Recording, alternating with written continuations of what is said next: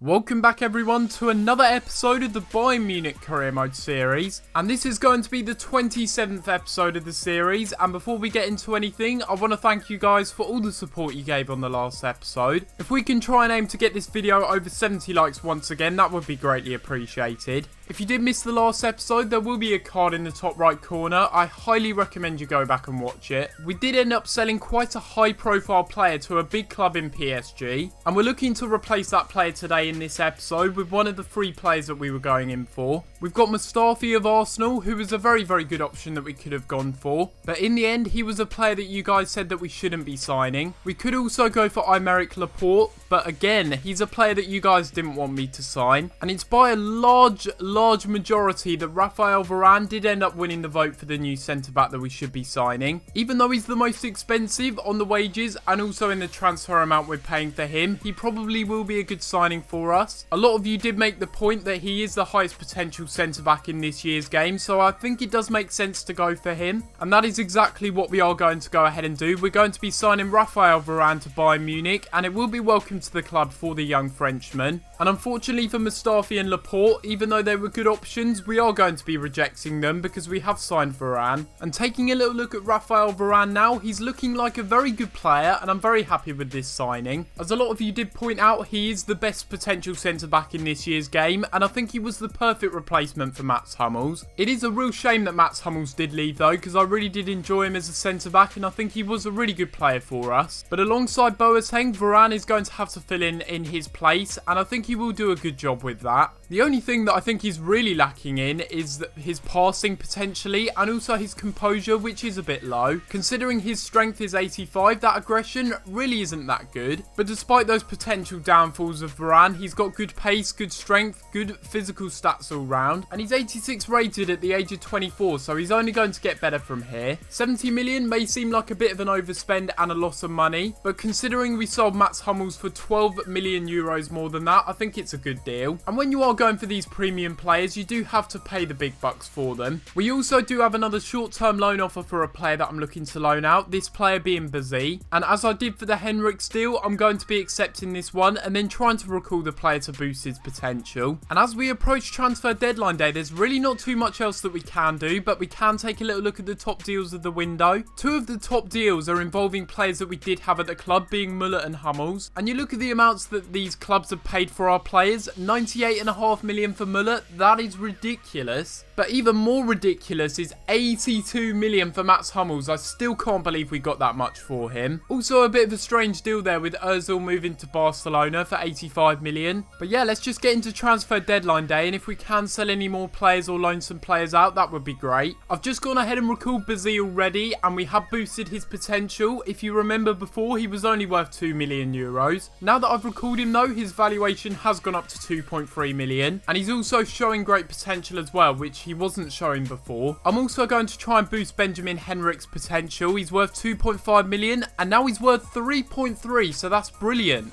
That's really good. I'm probably going to be loaning him out every transfer window until he is an exciting prospect. But yeah, he's managed to go up in 1 million valuation there from me recalling him, so I think he's going to grow quite quickly this season. And now that that's done, we can just simulate forward here, and then maybe at the end of the transfer window, take a little look at some of the big deals. Not only have PSG signed Mats Hummels for 82 million, they've signed Griezmann from Atletico Madrid now for 98 million, almost matching the deal for Müller. Not really too sure how the AI have that much money to spend, but hey, I'm not going to question it. It's PSG at the end of the day. And we actually have a transfer offer in the final hours of the window from Liverpool here for Thiago. They've offered 73 million euros. That is unbelievable. It's not quite in the Mats Hummels territory of unbelievable, but it's still a pretty extortionate amount they're offering. If we do end up selling him for that amount, then it would mean we'd have to go half a season, potentially even a whole season without a replacement. I'm just going to reject this one anyway, because I do see him as the future of our midfield. 3 hours remaining in the transfer window. I don't really see too much else happening in all honesty. And I think it would be interesting to take a little look at the transfer history, see what players have been signed for the most amount. And the biggest deal of the window today is obviously us signing Gareth Bale, with Arjen Robben going to Real Madrid as part of the deal. So not only have Barcelona bought Mesut Ozil, they've also gone ahead and got Philippe Coutinho. Is that really needed? We've signed Raphael Varane and also Kingsley Coman for a combined fee of 120 million, which is ridiculous. Ross Barkley, on the other hand, is following in the footsteps of Wayne Rooney, going to Manchester United. Another midfielder signing for Barcelona as well, this time being Alan moving from Napoli. We signed Hector Bellerin from Arsenal, obviously. Danilo Pereira from Porto to Manchester United, quite interesting. So maybe this is the deal that sparks Barcelona into a bit of panic, signing all these midfielders. Rafinha moving to Spurs, a bit of a strange one, that one. Çalhanoğlu again moving to Wolfsburg, a little bit strange with that one. Savic moving to Liverpool. We obviously signed Dembele. There's Vieto going to Dortmund. Another midfielder going to Liverpool, and I just don't understand where Thiago would play. They've got so many central midfielders, and they've signed this guy as well. Muslera going to Middlesbrough. I think that's actually a very good signing for them. Lars Stindl going to Atletico Madrid. Another really weird one, to be honest. Same with Cenk Tosun going from Besiktas to Everton. Sidney going from Deportivo La Coruña to Chelsea. That I just don't understand. That is so weird. There's a lot of really strange deals in the mix here, and I'm not really too sure why some of them have gone through, but then again, it is career mode. Like this here, why have Leverkusen gone ahead and signed 2 strikers? I just don't understand that. They're like, oh, we lost Çalhanoğlu, a central attacking midfielder. Let's go ahead and sign 2 strikers. Okay then. Dortmund have gone ahead and brought Braithwaite and Vieto to replace Dembele. Not really too bad for them. And yeah, that will be the end of this summer transfer window. It's been a very, very active one for us, and it's a total of 495 million spent. You've got Schalke, who haven't spent anything, and they haven't sold any players, but then you've got Stuttgart, who've spent 22 million. We, on the other hand, have spent a whopping 220 million. That is ridiculous. We've brought back Coman from Juventus, we've signed Bale, Bellerin, Dembele, and of course we also just recently signed Varane as well. It says that Neuer left the club, but he still is here, don't you worry, we didn't sell him. Although he did want to leave, we ended up keeping him in the end. Muller did leave though, and so did Hummels. But yeah, that's going to be the end of a very, very productive transfer window. And now that we've done that, we can take a little look at the squad report. I'm not expecting too many players, if any at all, to be growing. But if there are some, I will point them out. Sadly, we're going to start this squad report then with a bit of bad news, seeing that Philipp Lahm has declined once again to an 85. Kimmich, on the other hand, has grown to an 82. He did end up scoring in our first game of the season last episode. Renato Sanchez is also up by +1 to an 82. Arturo Vidal, again, I'm not really too sure why this is happening, but he's going down in some of his technical stats already. Ousmane Dembele, recently signed from Dortmund, is up to an 80, and I'll probably be giving his debut in the next game because I think it is his time to play. Henriks is already growing after recalling him from his loan spell. We do also have some monthly scouting updates as well, so we can take a little look at these. This one here is utter garbage from Germany. There's really not too many good players here. However, this Swiss scout looks like he's found a couple of really good gems. We've got Jorg Russia here, probably butchered that name, but he's got 74 to 94 potential. He's only 15 as well, and he's got a decent overall. I'll be signing him up, and I'm also going to sign up Mossa as well, who also has good potential. And from our Serbian scout, we have 1 good player worth promoting, and then 2 of these other players we can just keep for the time being. And it will be another goalkeeper being added to the academy with Dragic joining. And from this player training session, are we going to be seeing any growth from this one? We are indeed. It's going to be Renato Sanchez up to an 83. But we are now going to be having the first game of the episode here, and it is going to be up against Borussia Mönchengladbach in the league. We did end up winning our first league fixture of the season 2-1, and hopefully in this game against Mönchengladbach we can get a similar result. We're going to be giving Rafael Varane his debut in this game. We're also going to be bringing in Renato Sanchez for Kimmich. I'm really liking the look of this team now. It's really starting to grow into something special. And although Lahm is declining, he will be staying in the team for the time being because he is our captain. Mönchengladbach are certainly not going to be a pushover. I do need to realise that because they've got some really good players in their lineup. They are, however, playing 3 at the back, so that could really harm them because we do have a very attacking formation. And with the players and the quality we have in our team, if they make a defensive error, they're not really going to have too many players to cover. Now it's going to be Lewandowski running through, trying to play it through here to Renato Sanchez with the shot.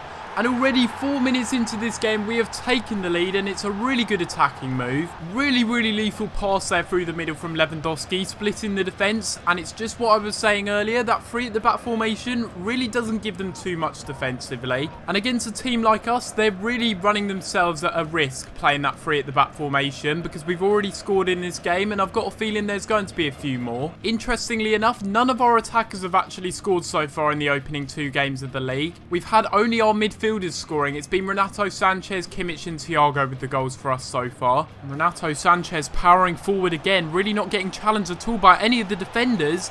And that was literally a last-ditch challenge there. I really hope he's not injured.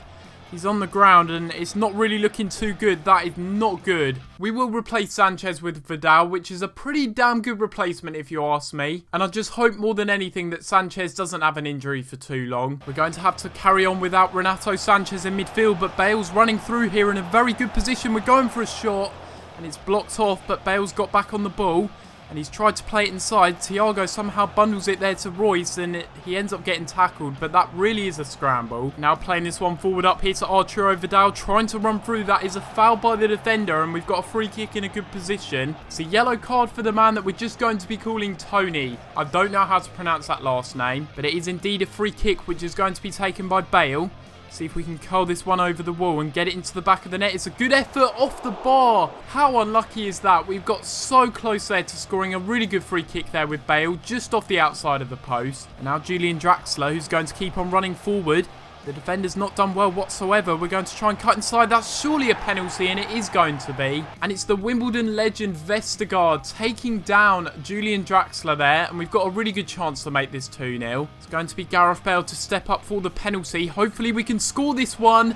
And that is very, very cheeky. A nice little chip into the far corner. I didn't actually mean to do that, though. I actually intended to finesse that one into the far corner. But I don't care, because that really has worked.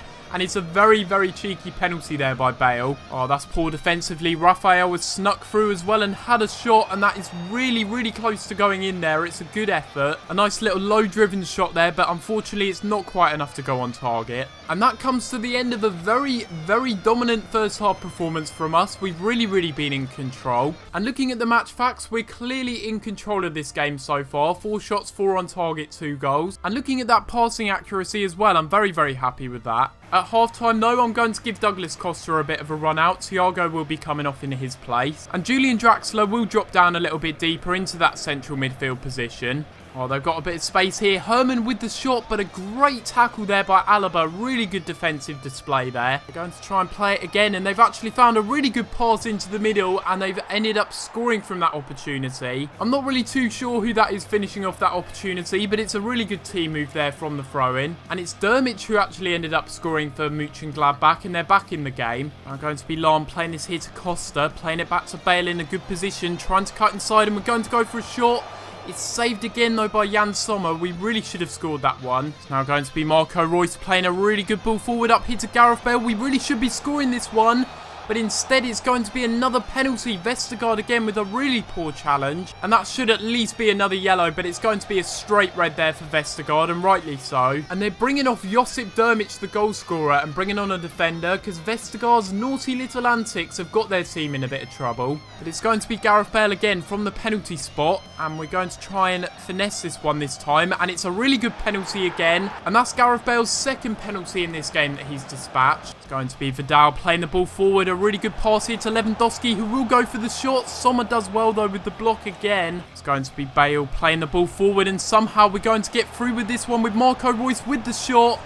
We've hit the post. You've got to be kidding me. We should have scored that one to wrap off the game. So in the end, we do end up winning this game 3-1 with 2 Gareth Bale penalties and 1 Renato Sanchez goal. They did pull one back with Josip Dermich, but once they got sent off, we could have easily scored at least 2 more goals. But again, my finishing wasn't exactly on point, but it doesn't matter at the end of the day because we did end up getting the win. You see there that I had 7 shots in total, and I could have easily scored quite a few of them because they were from really good angles. But I'm most intrigued been very much worried as to what's going to happen with Renato Sanchez. And Renato Sanchez is out for 4 weeks, so a bit of a blow there for us, but it certainly could have been a lot worse. And before we end off the episode, we do see here that we have a youth player that does want out of the academy. He's looking like a pretty stellar youth player, already 18 years old and very good potential. So I think it is wise to offer him this deal. We are only going to be having 1 game in this episode, but that is because we did have quite a lot of transfer action to deal with in this one. However, in the next episode, we are going to be having at least 3 or 4 games. I'm hoping to maybe play up to this Wolfsburg game and maybe even play it. But we'll have to wait and see what happens in the next episode. If you have enjoyed this one though, make sure you do leave a like on the video. And if you are new around here as well, make sure you do subscribe. Let me know in the comments below what you think of the transfer business in this window. I think we've made some good signings with the players that we've sold and the money that we had. But apart from that, guys, I'm going to have to leave it there. And I'll see you next time for another video. Thanks for watching.